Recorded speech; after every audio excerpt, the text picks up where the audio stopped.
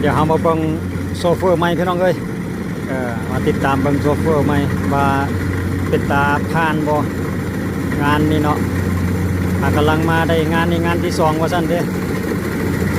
อาจจะบ่เขี่ยวคล่องว่องไวปานใดแต่ว่าก็ตามเฮาเบิ่งนี่พอใช้ได้อยู่พี่น้อง โซเฟอร์ใหม่บ่ว่ากันเด้อพี่น้องเอ้ย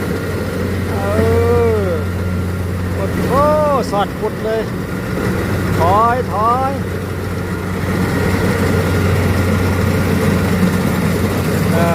ท่านได้เชี่ยวชาญปันใดอาจจะซ่าแน่น้อยนึงสำหรับโซเฟอร์ใหม่โอ้นากับนาลมบาดนี่มีตะน้ำถอยถือว่าได้สำนีก็ถือว่าผ่านละมาลุยนายากก่อนเลยสำหรับโซเฟอร์ใหม่เบอร์ยังจะแป๊บนึงก่อนพี่น้องเทคนิคการเกี่ยวของเพื่อนขนาดว่าเป็นโซเฟอร์ใหม่ในงานที่2ว่าสั้นดิผ่านหรือบ่ผ่านโอ้ไปแบบนิ่มนวลเลยเด้ยังมันมีความชำนาญเลยเนาะ